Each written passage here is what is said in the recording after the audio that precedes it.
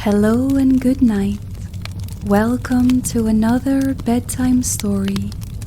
This story is meant to help you sleep or to relax your mind. Try and find a comfortable place, such as your bed or a soft chair.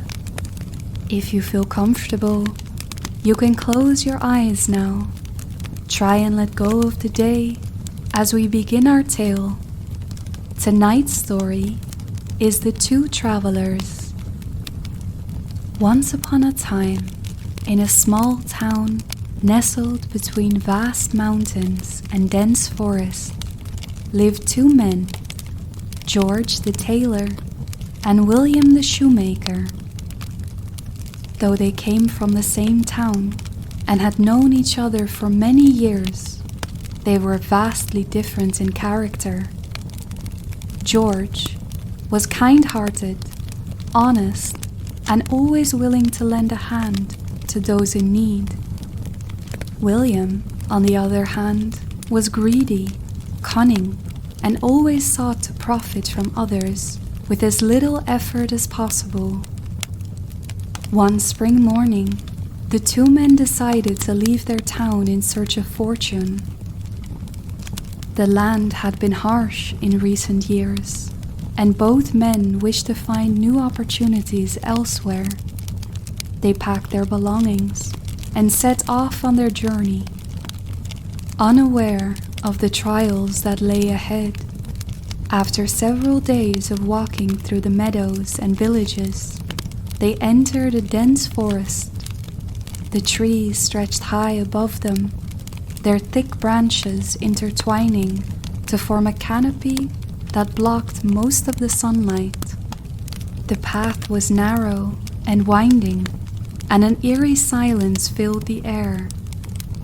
As they trudged deeper into the forest, they stumbled upon an enormous bird lying on the ground.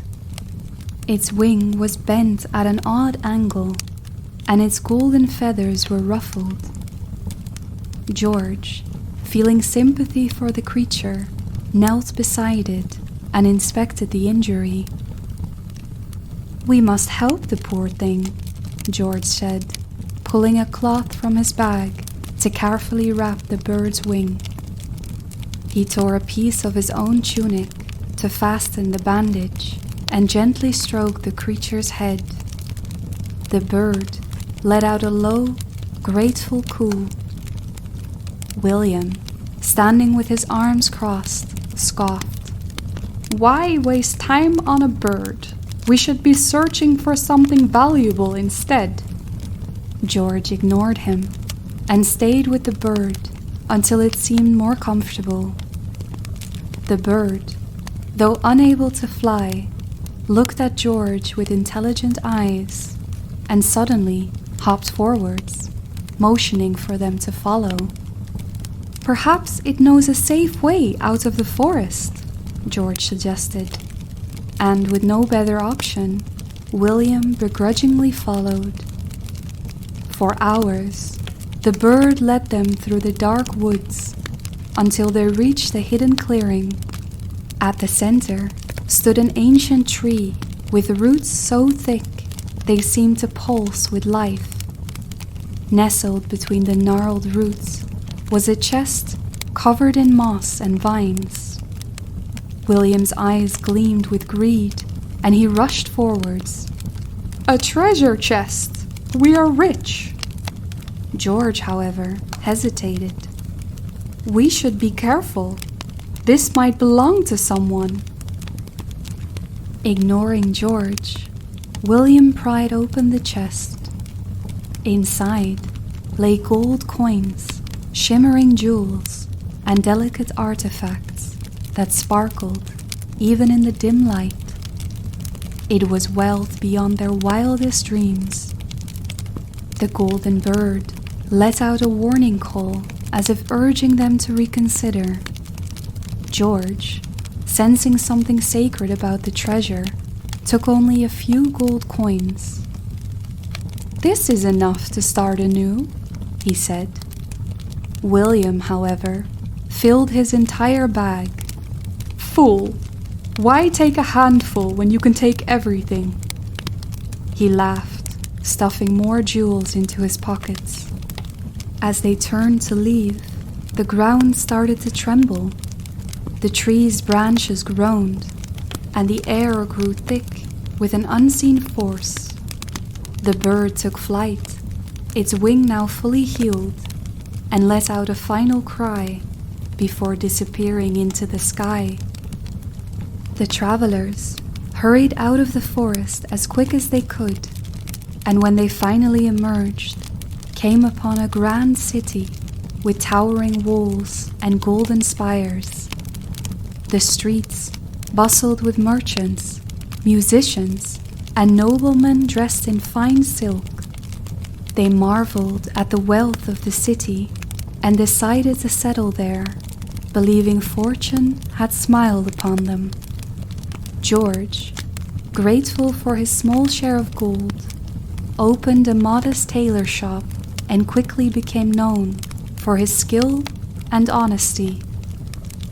People came from all over to buy his finely crafted garments, and he lived a humble yet content life. William, on the other hand, flaunted his wealth, spending lavishly and boasting about his newfound riches.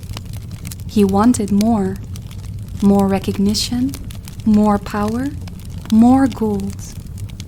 One day, William devised a wicked plan. He approached the king's guards and whispered, "I know a man who has stolen from the royal treasury. He hides his gold and pretends to be a simple tailor, but he is nothing more than a thief." The king, enraged by the accusation, ordered George to be arrested. Guards stormed his shop, bound him in chains, and dragged him before the king's throne. "You are accused of stealing from the royal treasury. Do you deny it?" the king demanded. George was stunned. "Your Majesty, I am no thief. I came upon a treasure in the forest, but I only took a few coins, no more than I needed." The king frowned. "And where is this treasure now?" George explained everything: the bird, the hidden chest, and his companion who had taken the majority of the riches. The king turned to William, who feigned innocence. "Lies, Your Majesty. He seeks to blame me for his own crime." The king, uncertain, decided to imprison George until further proof could be found. As George sat in his dark cell, the golden bird reappeared at his window. It pecked at the bars, and suddenly the chains around his wrists crumbled. The bird flew off, and George understood. Justice was near. At dawn, the sky darkened as a great flock of golden birds descended upon the city. The people gasped in awe as the birds circled the palace, their voices echoing like a song of truth. The king, witnessing this miraculous sight, ordered George to be brought before him once more. The golden bird, the same one George had saved, landed at the king's feet. In a voice that resonated through the hall, it spoke, "This man is innocent.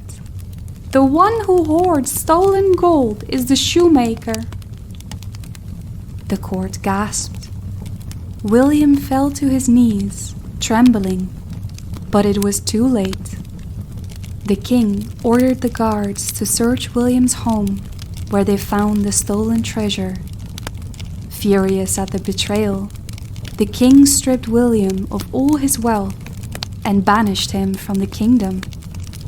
George, however, was rewarded for his honesty.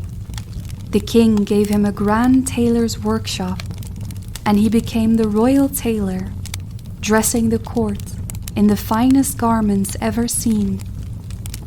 George never forgot the golden bird or the lessons his journey had taught him.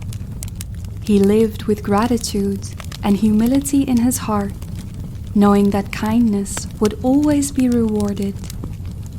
As for William, he wandered from town to town, his name forever marked by disgrace. And so, the two travelers met different fates, one lifted by virtue, the other brought down by greed. And in that kingdom, the golden birds continue to soar, a reminder that truth and kindness will always triumph in the end. Thus ends the story of the two travelers. The end. Thank you for listening to this bedtime story. I hope you enjoyed the tale tonight. If you did, please like the video and subscribe to the channel for more audiobooks and tales to come. Until next time.